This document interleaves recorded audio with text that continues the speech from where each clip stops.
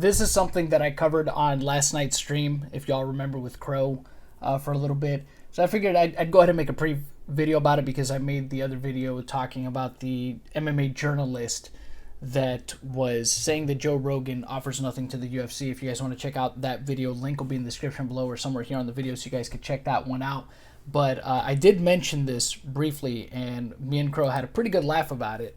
And this is essentially what started it. So Cenk Uygur goes ahead, Cenk Uygur of the Young Turks goes ahead and tweets out this: to all the loser Joe Rogan fans crying over my attack on his freedom, hypocrisy, and stupidity. Are you guys part of the crew, or do you kiss his ass for fun? I thought he was a big boy. He could handle himself. And if he doesn't like my free speech, he can grow up here and defend himself. I mean, obviously, already from the beginning, I mean, look, if you tweet something out, fans of people, just like if he were to say something about Cenk, obviously fans of Cenk are going to go say something to Joe. I don't know what point he's trying to make with this. He should know this is the internet, especially social media. This is the kind of shit that happens no matter what. There's going to be people that come in to defend the person that they're a fan of. You know what I mean? Because they're loyal fans. It's just something that happens. And it's not like Joe Rogan wouldn't do it himself. From my understanding, at least, Joe Rogan, in regards to his social media, he doesn't really pay attention to a lot of it. If I'm not mistaken, I believe Joe Rogan has even said that he has his notifications turned off. So half the time he doesn't even know when people are tweeting at him or about him and stuff like that. He doesn't really pay that much attention to Twitter. So maybe Cenk didn't know that, but whatever.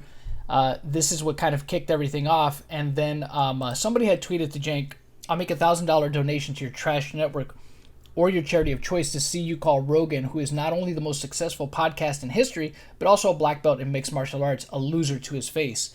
And then you have Cenk responding, deal. Easiest 1,000 I ever made. You think he's going to assault me? Sure, whatever. That's incredibly dumb, but also wouldn't work. I'm much larger than Joe, and I fought my whole life. I'd end him. But grown-ups don't do that. I'll send you the P.O. box to send check to later.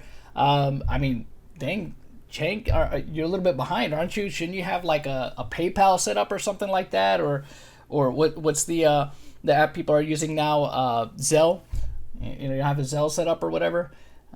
P.O. box to send a check. Who uses checks anymore? But anyways, that's neither here nor there. I thought that this was pretty stupid. Obvious reasons here. Cenk is talking out of his ass, and I think he knows it. He knows, he has to know at least, or maybe he doesn't. Maybe he doesn't. To be fair, maybe he actually has no idea that Joe is a lifelong martial artist, is in great shape. Although Joe is not a very tall guy, he is in very good shape. And he knows more than one discipline. He has practiced, I believe, karate, taekwondo, and Brazilian jiu-jitsu with Eddie Bravo. Of course, he is a black belt. So in a fighting scenario, I would favor Joe, especially considering Brazilian jiu-jitsu is a martial arts that's suited better for a smaller opponent versus a larger opponent. So yeah, wherever the fight would be, whether it be on the feet, I would give Joe obviously the speed advantage. Probably wouldn't have the height or reach advantage with Cenk, but I would definitely give him the speed advantage, as well as the advantage if the fight were to go to the ground. So it's just dumb. This is just, again, just Cenk talking out of his ass. I fought my whole life. I'd end him. Sure, Cenk, sure. A lot of people think that just because, I'm bigger and stronger, so yeah, obviously I would be able to take him.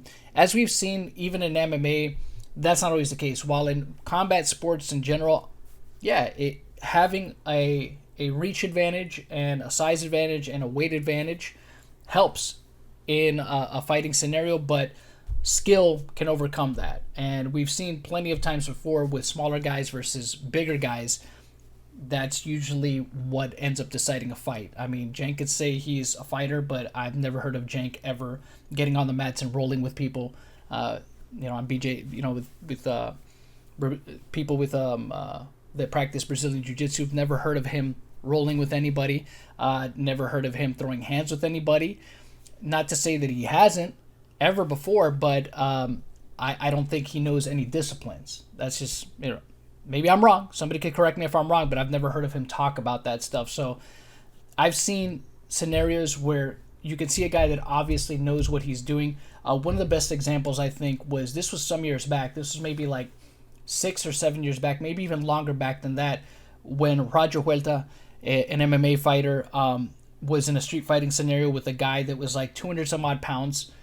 That was that Roger Huerta had witnessed him hitting a woman and intervened in the situation. The guy probably outweighed Roger by maybe around 60, anywhere from 60 to 100 pounds. Was a big guy. Roger Huerta, of course, fought at lightweight which is 155 pounds. But Roger Huerta, to be fair, probably walks around at around that time at least was probably walking around at about 170, maybe 180. But yeah, obviously giving up size, giving up reach, giving up weight. He saw this guy assaulting a woman, and one punch, legit one punch, KO'd that guy. So there's a big difference in knowing how to fight as opposed to just having a size, weight, or what you presume to be reach advantage over a guy that's smaller than you. And hey, that's the story pretty much of Fedor Emelianenko's entire career, right? He was considered a very small heavyweight for the time he was fighting. Most of the time he was giving up weight, reach, and height to his opponents, and you saw his skill overcome a lot of those opponents that he had. So Cenk's an idiot, of course, and this is just something for us to point and laugh at, which is what people should do. People should just point and laugh at Cenk talking at his ass, because this is something that he always seems to do. This is just another one of those things to add to that list of stupid things that Cenk says online or publicly. So that's all my thoughts on it. What do you guys think about it? Let me know in the comments section below. Until next time, you know how it goes. The hunt continues.